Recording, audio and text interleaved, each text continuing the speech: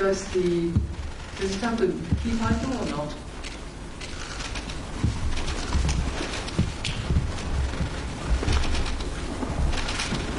And where is Lewis? He is at home. Yeah, but he's here on audio with us? He's on audio. Okay. Yeah. Lewis, can you hear me? I can hear you perfectly. Oh, brilliant. Okay.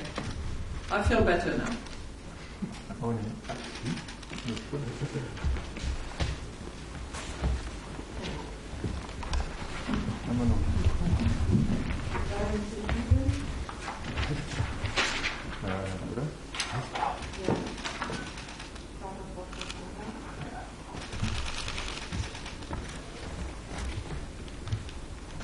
Thanks a lot. Thank you.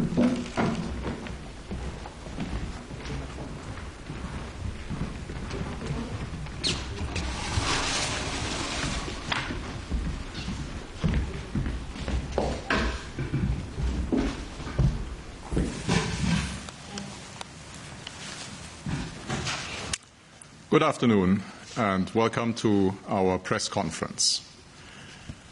I'm joined here on stage by President Lagarde, and I'm joined via audio by Vice President de Guindos. As we announced on Sunday, Vice President de Guindos has been tested positive, therefore he's currently self-isolating, but I can tell you that he's doing well and he's recovering well. My name is Wolfgang Preußel. Later, when you ask questions, I would like to ask you to turn on your camera so we can see your faces. And now I would like to turn the floor to President Lagarde. President Lagarde, please. Thank you. Thank you very much. And good afternoon to all of you. The Vice President, who is with us by audio, and I welcome you to our press conference. The euro area economy continues to recover, and the labour market is improving, helped by ample policy support. Growth is moderating, but we expect activity to pick up again strongly in the course of next year. The latest pandemic wave and the Omicron variant have prompted some countries to reintroduce tighter restrictions. Energy prices have gone up significantly. And in some industries, there are shortages of materials, equipment, and labour. These factors are restraining economic activity and are a headwind for the near-term outlook. However, although the public health crisis is still ongoing, many people have been vaccinated and booster campaigns have accelerated. Overall, society has become better at coping with the pandemic waves and resulting constraints. This has lessened the pandemic impact on the economy. Inflation has risen sharply owing to the surge in energy prices and also because demand is outpacing constrained supply in some sectors. Inflation is expected to remain elevated in the near term, but should ease in the course of next year. The inflation outlook has been revised up, but inflation is still projected to settle below our 2% target over the projection horizon. We judge that the progress on economic recovery and towards our medium-term inflation target permits a step-by-step reduction in the pace of our asset purchases over the coming quarters. But monetary accommodation is still needed for inflation to stabilise at our 2% inflation target over the medium terms. In view of the current uncertainty, we need to maintain flexibility and optionality in the conduct of monetary policy. So with all this in mind, the Governing Council took the following decisions. First, in the first quarter of 2022, we expect to conduct net asset purchases under the Pandemic Emergency Purchase Programme at a lower pace than in the previous quarter. We will discontinue net asset purchases under the PEP at the end of March 22. Second, the Governing Council decided to extend the reinvestment horizon for the PEP. It now intends to reinvest the principal payments from maturing securities purchased under the PEP until at least the end of 24. In any case, the future roll-off of the PEP portfolio will be managed to avoid interference with the appropriate monetary policy stance. Third, the pandemic has shown that under stressed conditions, flexibility in the design and conduct of asset purchases has helped to counter the impaired transmission of our monetary policy and made our efforts to achieve our goal more effective.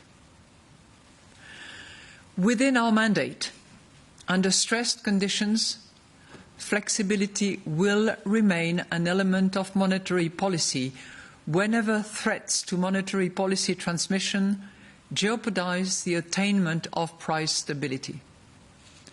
In particular, in the event of renewed market fragmentation related to the pandemic, PEP reinvestments can be adjusted flexibly across time, asset classes and jurisdictions at any time.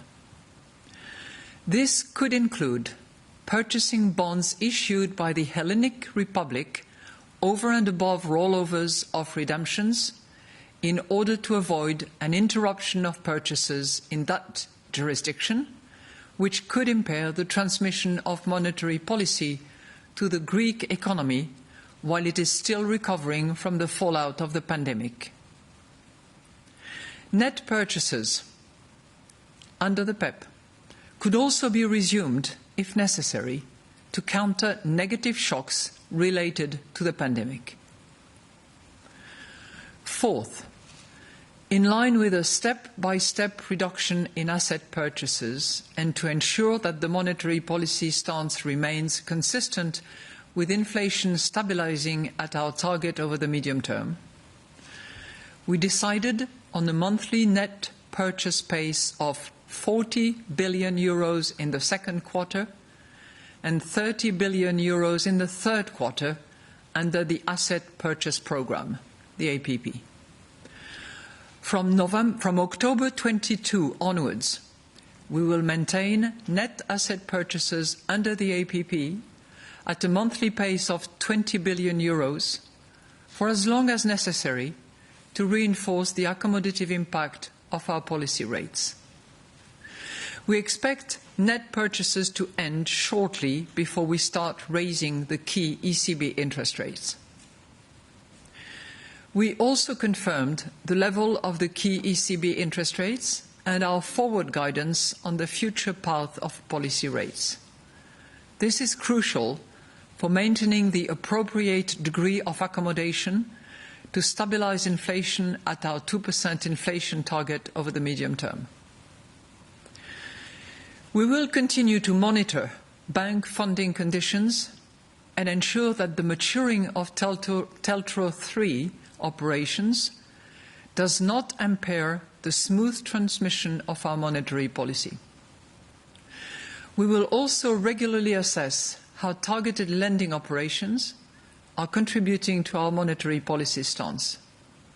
As announced, we expect the special conditions applicable under TLTRO III to end in June next year, 2022. We will also assess the appropriate calibration of our two-tier system for reserve remuneration so that the negative interest rate policy does not limit banks' intermediation capacity in an environment of ample excess liquidity. The Governing Council stands ready to adjust all of its instruments as appropriate and in either direction to ensure that inflation stabilizes at its 2% target over the medium term. I will now outline in more detail how we see developments in the economy and inflation.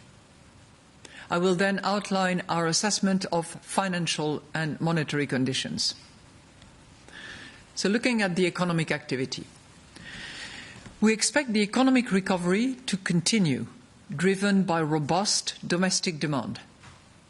The labour market is improving, with more people having jobs and fewer in job retention schemes. This supports the prospect of rising household income and consumption. The savings built up during the pandemic will also support consumption. The current fiscal and monetary policy support, together with a continued global recovery, should support growth. Economic activity has been moderating over the final quarter of this year, and this slower growth is likely to extend into the early part of next year. We now expect output to exceed its pre-pandemic level in the first quarter of 2022. To cope with the current pandemic wave, some euro area countries have reintroduced tighter containment measures. This could delay the recovery, especially in travel, tourism, hospitality and entertainment. The pandemic is weighing on consumer and business confidence, and the spread of new virus variants is creating extra uncertainty. In addition, rising energy costs are a headwind for consumption.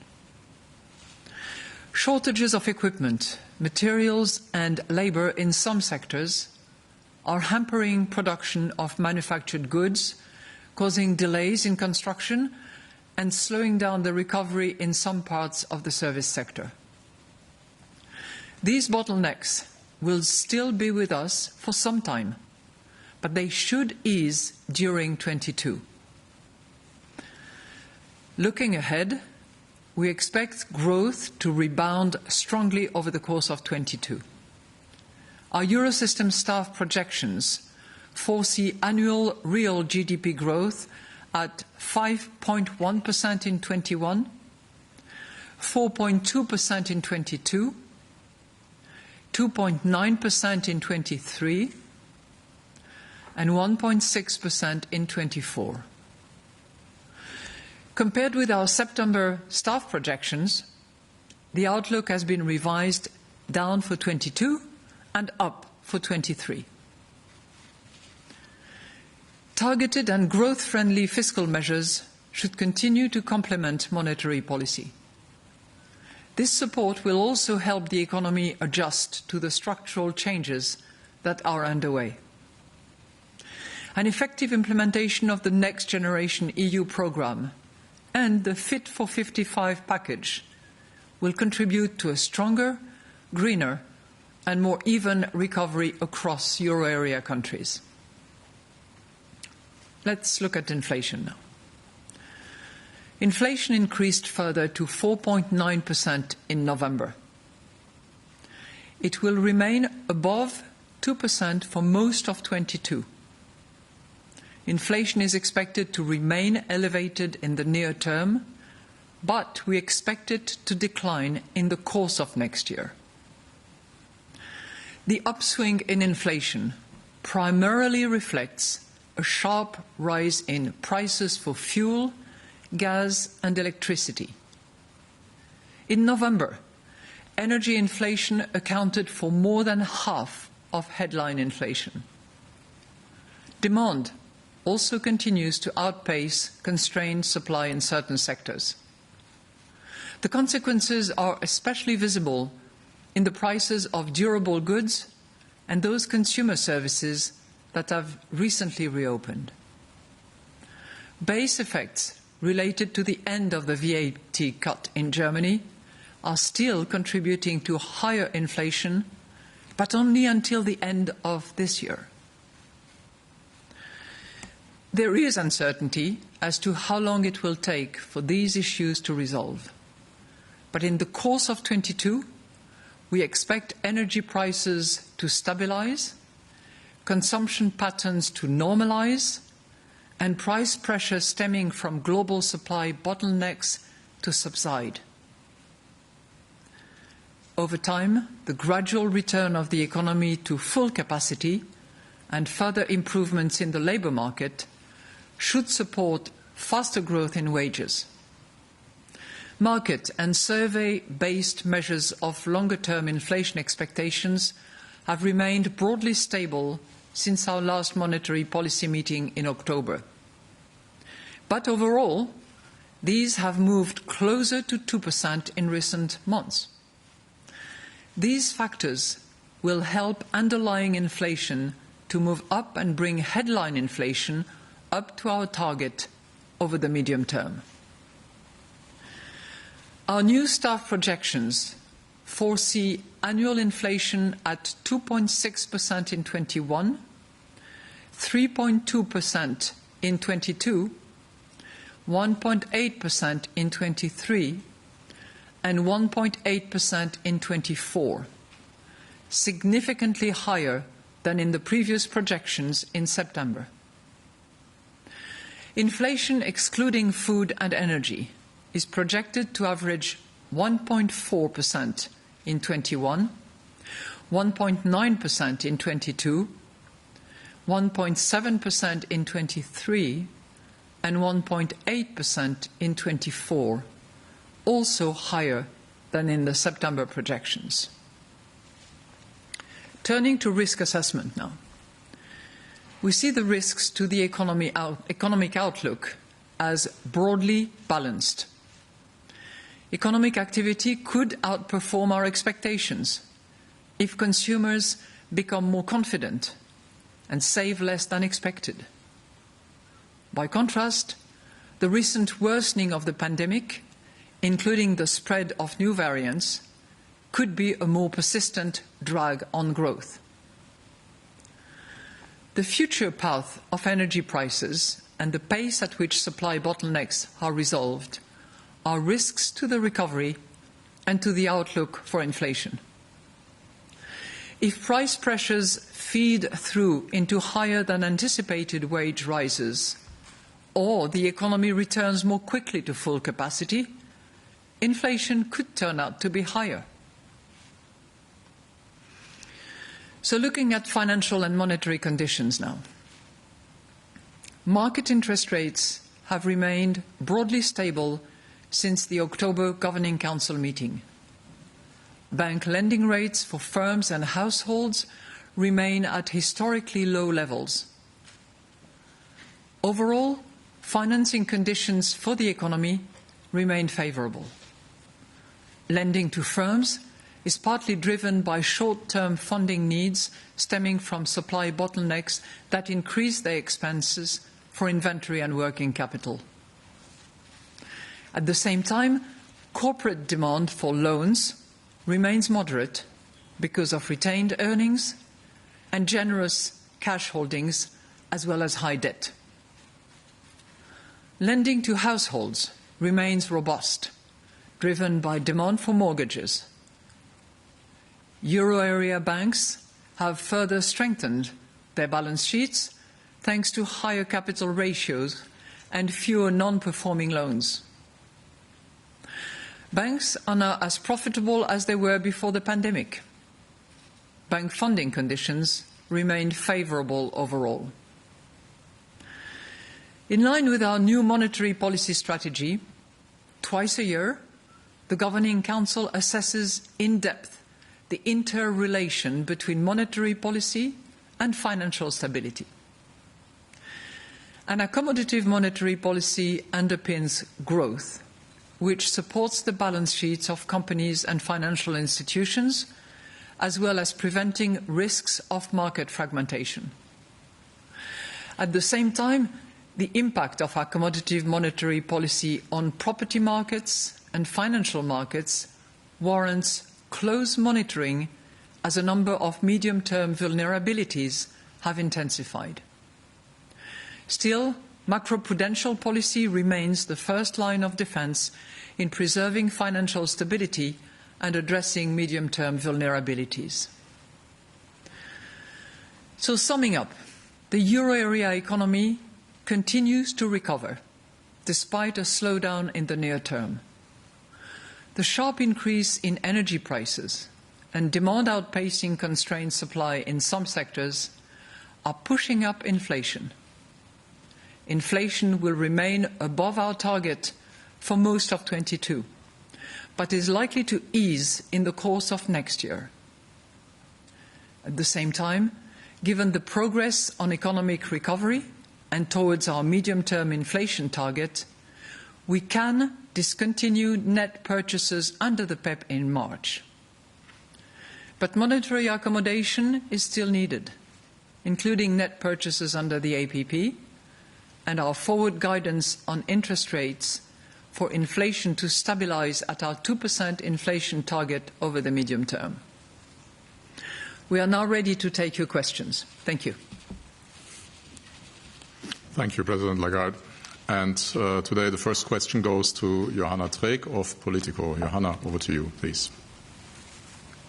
Thank you very much. Can you hear me? Yes. Thank you. Thank you very much. President Lagarde, the plan that you just laid out in terms of asset purchases implies no interest rate hike until 2023. But given the high uncertainty surrounding the forecast at the moment, how can you feel confident to commit for such a long period? If you look at the policy meeting last year, December's meeting last year, you projected inflation to average 1% this year, and now it's going to be more than twice that. My second question is on the emergence of Omicron. To what extent has that been reflected in the new staff projections? And how do you expect the emergence of the new variant to impact inflation? Thank you very much. Well, thank you very much for your question. You actually identified one factor, which is uncertainty. And we certainly spent a large amount of our time during the Governing Council meeting addressing the issue of uncertainty in the face of what I have described for you as a strong recovery. So you have on the one hand a strong recovery with unemployment going as ever down as we have seen, 7.3% at the moment. Our projection for unemployment is 6.6% at the end of 24, number that we have never had. We also have inflation that is moving towards our target. But on the other hand, we have the uncertainty of Omicron, as you just indicated, and it's not just Omicron, it's also the fourth or the fifth wave of the pandemic that is affecting some of the European countries more than others, and some have taken measures. And we also, and Omicron is clearly in development and yet to be assessed in terms of economic impact as well as impact on inflation. I'll come back to that in a second. And we have an added uncertainty which has to do with the two items which have really fueled the increase in our inflation projection for 22 in particular, which is the price of energy and the constraint between a strong demand on the one hand and constrained supply, particularly in some sectors such as production of goods, notably automotive, which comes to mind naturally. So we have that contrasted situation of strong recovery, reduced unemployment, inflation moving towards our target, and on the other hand, the uncertainty related and resulting from pandemic and evolution, as well as the uncertainty around energy prices and the misadjustment between strong demand and constrained supply. So it's, in the face of all that we made decisions which are in line with what we had initially intended, which is to gradually reduce the amount of purchases that we are going to make in the next few quarters. And as a result of that, we have decided that we will discontinue PEP on due date, if I may say, at the end of March, as was initially considered. And we will reduce the pace of purchases in the next 3 months so that we have this gradual movement declining from where we are at the moment. We did not want to have a transition that would be hurting, and we also need to continue this progress towards our target and arrive at target, which we are not at yet at this point, which is the reason why we decided to increase the volume of purchases under the APP, but to increase it with a decline over the course of the first of quarter 2, quarter 3, quarter 4. Now, we're not making any specific commitment. If you read carefully our statement, we land at 20 billion euros in October, and we keep it open, and we will maintain it at 20 billion euros until such time when we arrive at our target, which is that 2% over the medium term. Now, given the uncertainty, we also wanted to have as much flexibility and as much optionalities available. Hence the reason why, on the account of PEP, we've decided to extend the reinvestment period, at least by 1 year. And we've also, as I said in relation to PEP, we've also decided to keep it open-ended.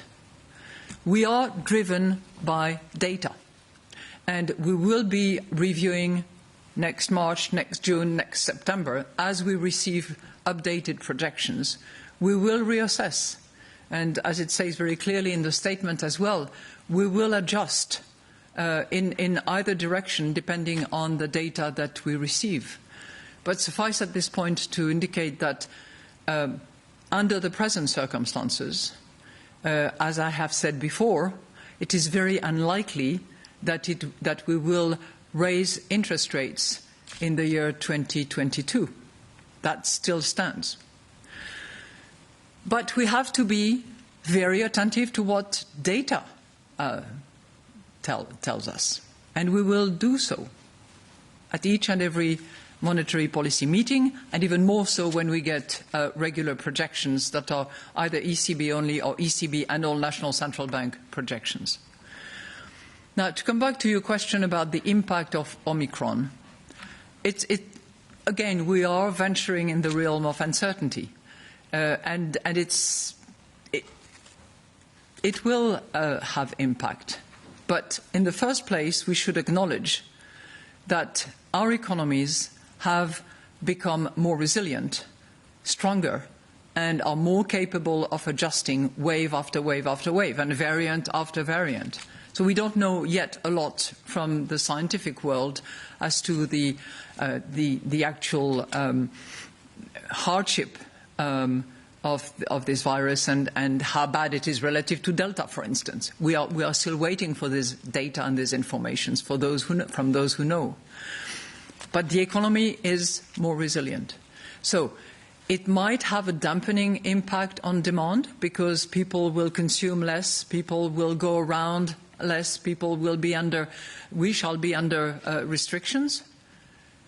But it might also have an impact on the supply side as well.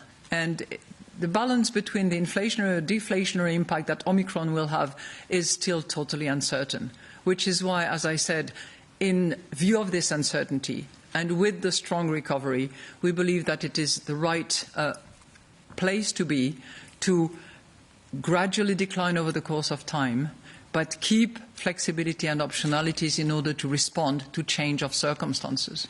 Thank you. Thank you.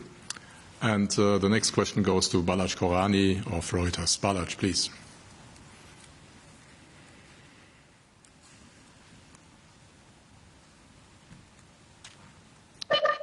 Sorry, I think I'm now unmuted. So first question, President Lagarde, is what alternatives did you discuss in the meeting today? Did you discuss an envelope? And what was how strong was the backing behind the eventual decision? The second question is about flexibility. Did you discuss transferring any of the flexibilities of PEP over to the APP? And if not, are you confident that APP, under the volumes decided today, can function with the current framework, especially the issuer limit and the capital key? Thanks. Thank you for your 3 questions, actually, if I counted them well. On your first one, there is so much in the set of proposals that are comprised in this monetary policy statement that we have discussed extensively all these options, alternatives and proposals that you have in front of you. We didn't have a lot by way of alternative 1, 2, 3, 4. I think that there was so much work put into preparing this meeting, both in terms of macroeconomic data, projections, confronting the central numbers with aggregating them with the national central banks, defining the policy, the monetary policy proposals, that we really debated what you have in this document. This was really the heart of the matter. The second question you ask is always because you are interested in the intricacy of how the decisions are made. We had a very, very large majority to support the overall package. So there were a few members who did not agree with one or the other element of the package and therefore did not support it all. But I can tell you that it was a very, very broad majority that supported the whole package. Your third point deals with the flexibility. I would like to. I'm sorry to do that because some of you will comment that sometimes I read, and occasionally I do. But I would like to read again for you one paragraph which is really important, and I know that there was some interrogations about this concept of flexibility. Let me just read it for you again. The pandemic has shown that under stressed conditions, flexibility in the design and conduct of asset purchases has helped to counter the impaired transmission of our monetary policy and made our efforts to achieve our goal more effective. So we look at what has happened and what we learn from that. Within our mandate, under stressed conditions, flexibility will remain an element of monetary policy whenever threats to monetary policy transmission jeopardize the attainment of price stability. I think if you read carefully that statement, from learning, actually from the success of the flexibility attribute that we gave to PEP, that was specific to pandemic and transitioning out of pandemic. From what we learn to the principle that we acknowledge under certain circumstances and to address particular matter, to use flexibility as an attribute of anything that we do, I think that's a very strong statement. And on that basis, clearly, the asset purchase program can stand on its feet very well. And it's a program that has played a key role, that continues to play a key role, and that there was no need to actually modify in any shape or form. Thank you. Thank you. And the next question goes to Michalis Psilos of the Greek daily Navtemporiki. Michalis, please.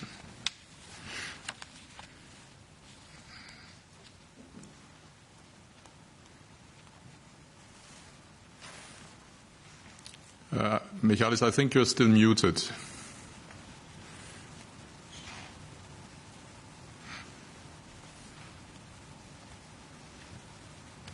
Perhaps while you sort this out, I go to the next question and come back to you.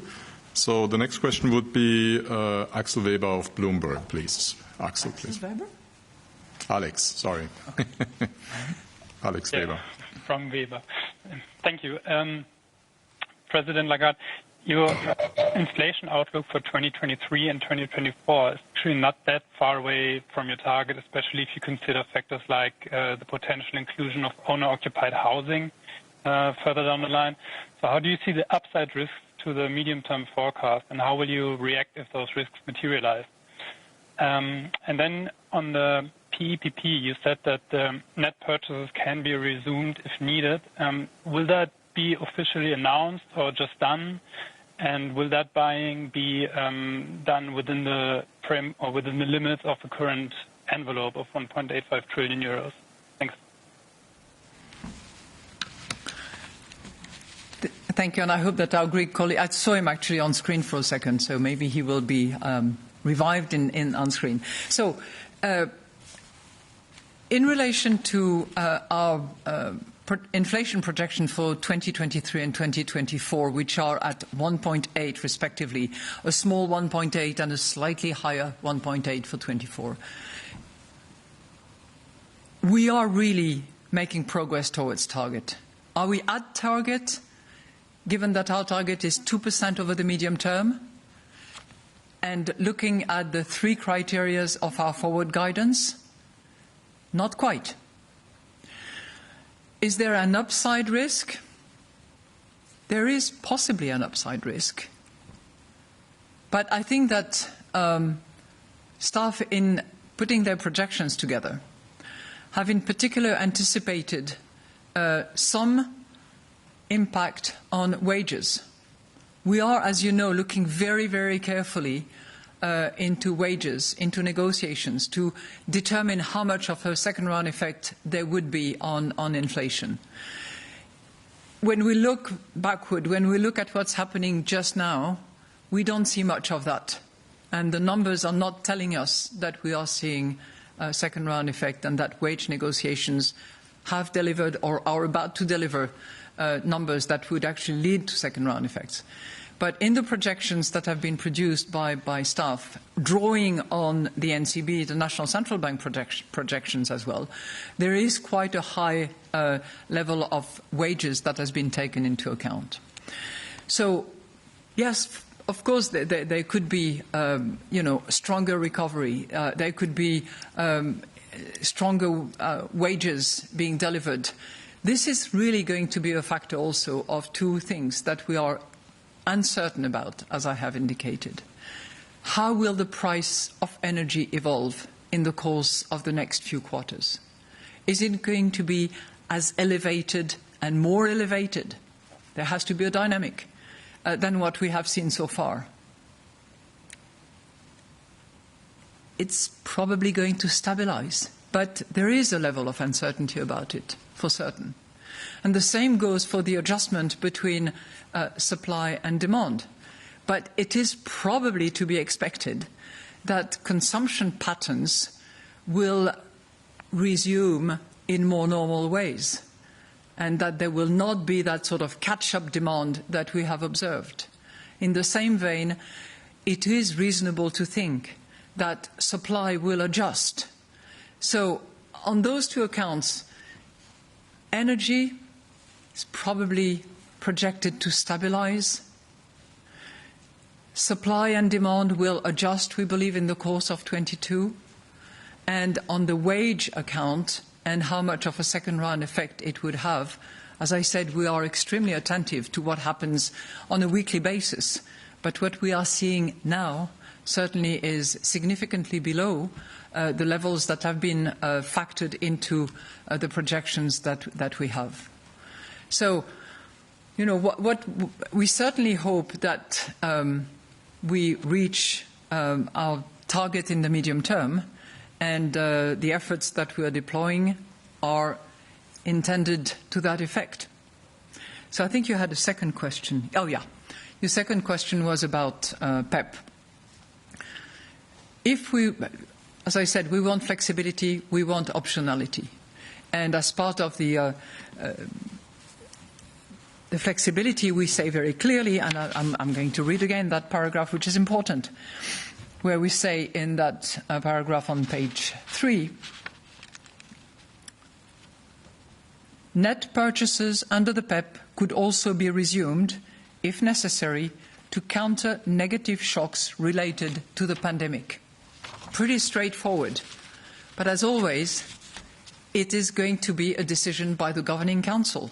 So it's not something that will happen randomly.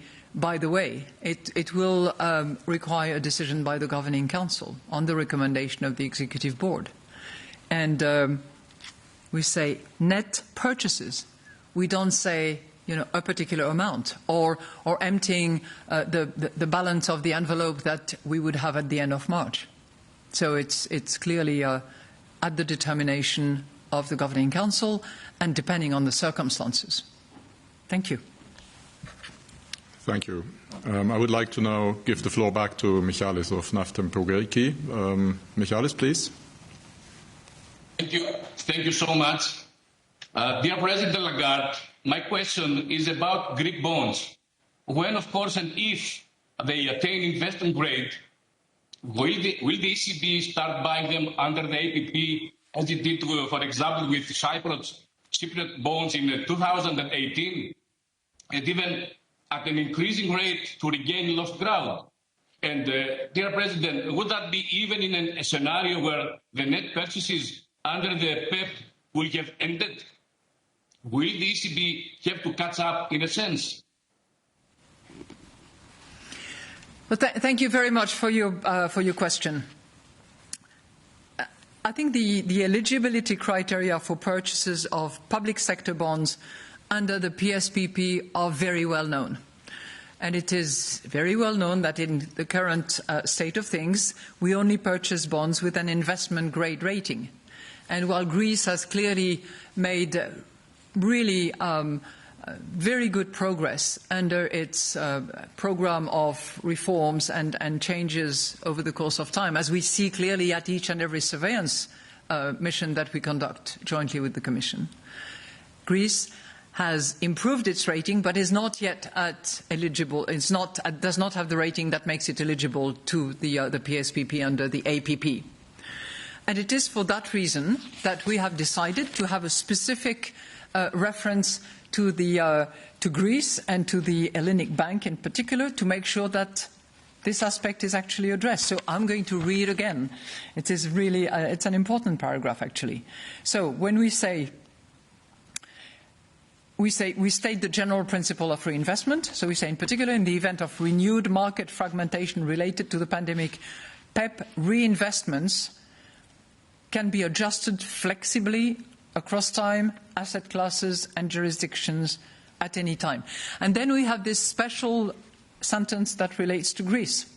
This could include purchasing bonds issued by the Hellenic Republic over and above rollovers of redemptions in order to avoid an interruption of purchases in that direction, which could impair the transmission of monetary policy to the Greek economy while it is still recovering from the fallout of the pandemic.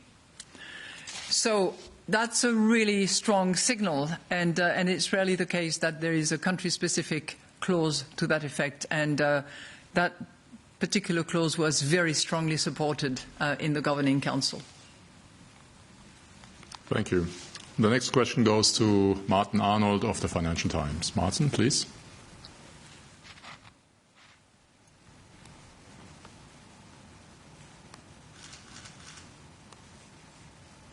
Hello. President Lagarde, can you hear me? Yes. Fantastic. Can you just elucidate a bit further the conditions under which the PEP could be restarted? To do with the economic impact of the pandemic? Is it to do with the impact on inflation of the pandemic? Is it to do with the state of the health crisis? And my second question is, you've said that growth is slowing in the final months of this year and is likely to be slow in the start of next year. And you've also said that your medium-term inflation forecast is still below your target. So why are you planning to quite sharply reduce the pace of asset purchases? Thank you.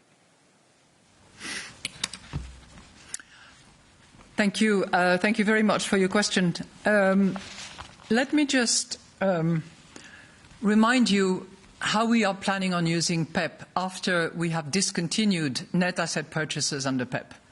And it's an instrument of which we want to use the reinvestment period as well as the flexibility, obviously within the parameter of the circumstances and the causality that created the pandemic emergency purchase program. So it was pandemic related. And we are planning on using it in two different ways. First of all, a flexible reinvestment policy, and that is very clearly articulated in that paragraph 3 on page 3. And if necessary, and that's how we want to keep options available, if necessary, net asset purchases could be resumed. And that is also clearly indicated because it says to counter negative shocks related to the pandemic. So it is, if you will, pandemic specific in its inception and in its implementation. Now, pandemic obviously include a moment of transition out of the pandemic, which is clearly covered under that particular section. And let's not forget that we also provide for a 1-year extension of the reinvestment of Pspp, 1 year at least. So you have 3 dimensions within which Pspp is actually going to serve this flexibility that has helped us so much during the last 2 years. You had another question which I find quite strange, because what we are doing on the occasion of this monetary policy meeting is 2 things. Draw the conclusion of how effective our purchase programs have been, but in particular how effective the Pspp has been. Don't forget that when we started Pspp, on inception, it was twofold. Make sure that there was monetary transmission and that it could fight fragmentation risks. Number 2, monetary policy stance. And clearly on these 2 accounts, Pspp has actually fulfilled its purpose, or served its purpose and fulfilled its mission. Fragmentation has been largely reduced. And in terms of stance, when we look at where we wanted to get to, which was the pre-pandemic trajectory, which was 1.6 at the time, we are at 1.8. Time passing and pandemic having hit the economy. So as a result of that, we decide to discontinue Pspp. We decide to reduce the pace of purchase. But of course, 1.8 is not 2. And we want to get to that medium-term target of ours of 2%, in line with our forward guidance. So we keep the APP, not at 20, but at 40 in order to avoid a brutal transition. And because we need to get to our medium-term 2%. So I don't see the contradiction that you identify. We draw the lessons from what has worked and what has served its purpose. We keep it dormant and effective in terms of reinvestment phase, and we maintain the flexibility. We agree to reactivate the net purchases if it's needed for pandemic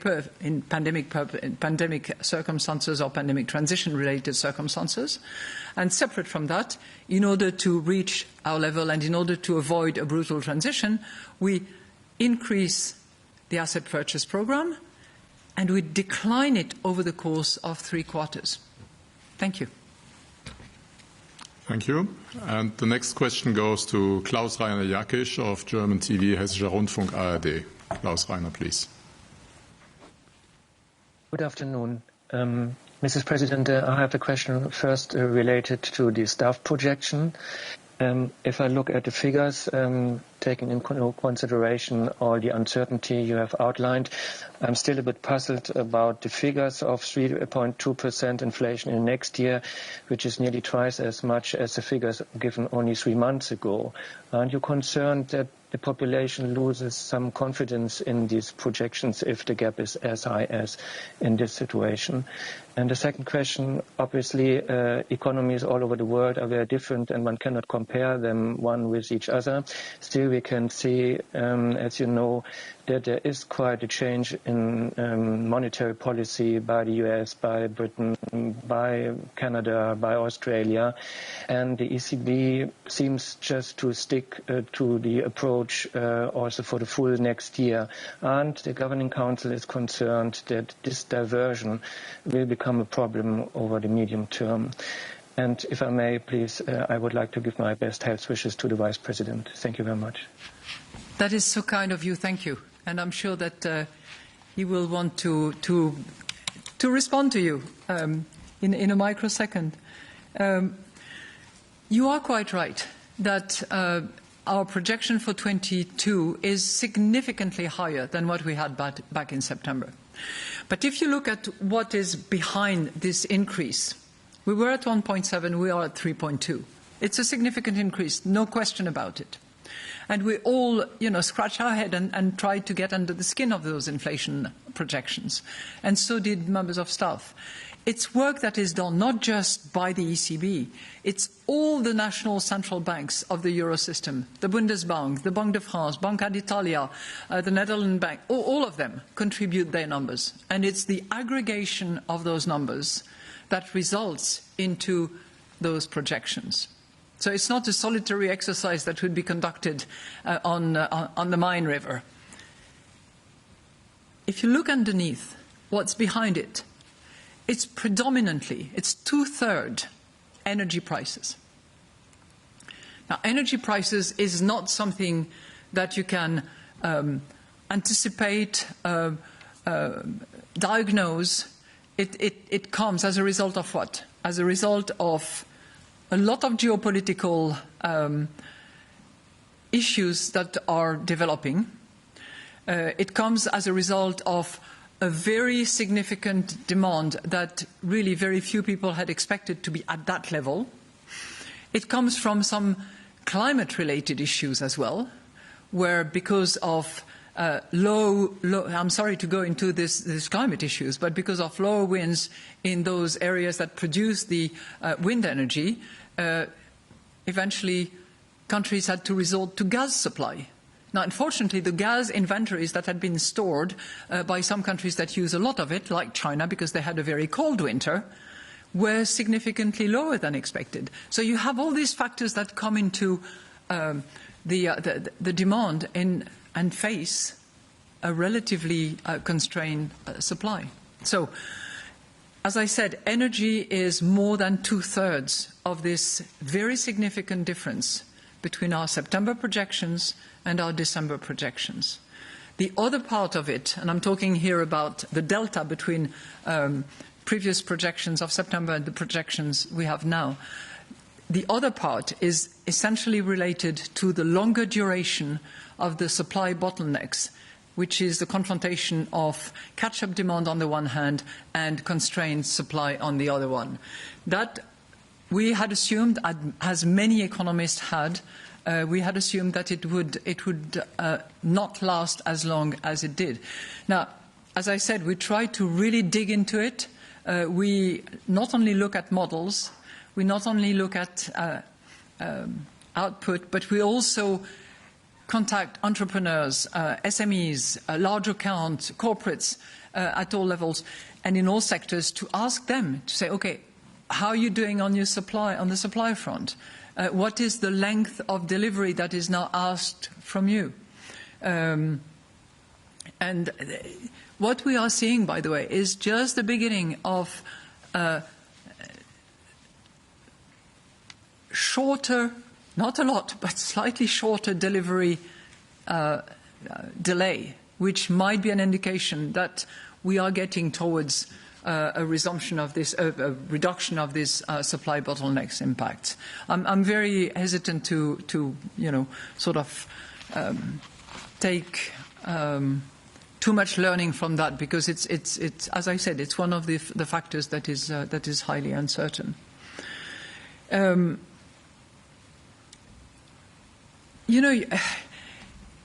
I think it's difficult to compare the United States and the euro area, for instance, or the UK with the euro area. Those three economies are at completely different state of the cycle. They started from different bases. They had different fiscal support in their respective countries. So I don't think that you can actually assume that because something is happening at the Fed, it is bound to happen at the ECB and in the euro system. We are in different universe and environment, and while there are spillover effects between what they do, what we do, what we do, what they do, we are starting from a very, very different base. And I would add that in order to deploy our monetary policy effectively, we have a forward guidance that is pretty clear and that indicates when we have reached our target, under what criteria. Forward guidance is sufficient progress now, target well ahead of the end of the projection horizon and at the projection horizon, so you need the three. And we also have forward guidance when it comes to when we start rising interest rates, and that is clearly shortly before we finish purchasing assets. So that gives a clear indication of where we are positioning ourselves and what will trigger a move in that respect. But, inflation is very hard on consumers, is very hard on those who are purchasing and sometimes at much higher prices than what they were buying 3 months ago, because there is a trail between the commodity prices, the oil the energy prices in general, and retail prices. And we have to respond, and we are responding at the moment in that gradual way, supporting, though, the journey that we make towards target. Now, my dear friend, Luis, if you want to maybe add your good wishes, we need to hear your voice. It would be so nice. Thank you very much, President. Thank you very much for your wishes. What I have to say is that I feel well. My symptoms were very mild. I am improving, and I am experiencing in myself how important it is to be vaccinated in order to deal with this virus. So that's the only thing that I can say. And simultaneously, that I was able to join the meetings of this week that have been extremely interesting. Thank you very much. Thank you. And the last question today goes to Isabella Bufacchi of Il Sole 24 Ore. Isabella, please. Good afternoon, and thank you for the opportunity. President Lagarde, I have two questions, and the first one is on TLTRO 3. If you can give us an idea of how the discussion went, as it is an important instrument, but the big changes have come on PEP and APP, and it would be interesting to know if you, for example, discussed an extension or a TLTRO 4. And then my second question, if I can go back to PEP, only to understand if there are special reasons why or how you came to the decision to fix the date extended to 2024, and given the importance of flexibility and being used on reinvestments, is there a message that reinvestments are an important tool in your box? Thank you. Well, thank you very much. And, on TLTRO, as you know, it has provided ample liquidity at very attractive rates, and it has really been an incentives for banks to continue lending. And in the bank survey that we conduct on a regular basis, they are always indicating that TLTRO and TLTRO special conditions have been very effective in supporting the financing of the economies at enterprise and household levels. Clearly, as planned, and given the financing conditions that are available, we currently expect that the special conditions applicable under TLTRO 3 will end in June 2022. And this is really based on the currently favourable assessment of banks' funding and liquidity conditions, and the smooth banks-based transmission of our monetary policy. Now, this does not mean that the support transmitted through the TLTRO III will end, because banks are going to continue to benefit from the attractive TLTRO III conditions. The first operation, if you remember, will only mature in September of 22. And the final one will mature in December 24. So banks are going to continue to benefit from those attractive conditions unless they decide to elect for an early repayment. But otherwise, it will continue to be available. And we will remain very attentive and we will monitor very carefully those favourable financing conditions going forward in order to make sure that our monetary policy is transmitted properly throughout the banking system. On the, you had another one that had to do with PEP reinvestment in 2024. Oh, yeah. Well, if you look at this section concerning PEP, we say extend the reinvestment by at least 1 year until 24. And this has been considered as appropriate under current circumstances in order to gain flexibility and in order to attain our 2% target over the medium term. So this is, as I said, at least until 2024. We don't see a need to provide for something longer at this point in time. But as I said, flexibility optionalities are on the table because we need to be attentive to the situation that is plagued with uncertainty, but that is a strong recovery with those good numbers that we are seeing on growth, that we are seeing on employment, and that we are seeing by the account of our targets on the inflation front.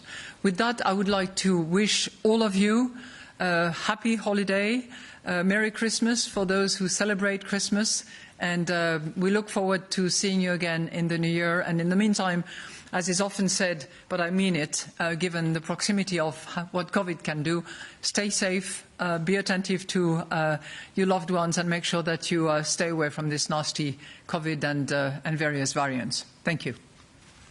Thank you. And just to add, our next press conference is scheduled for 3rd of February. Thank you very much. Bye-bye.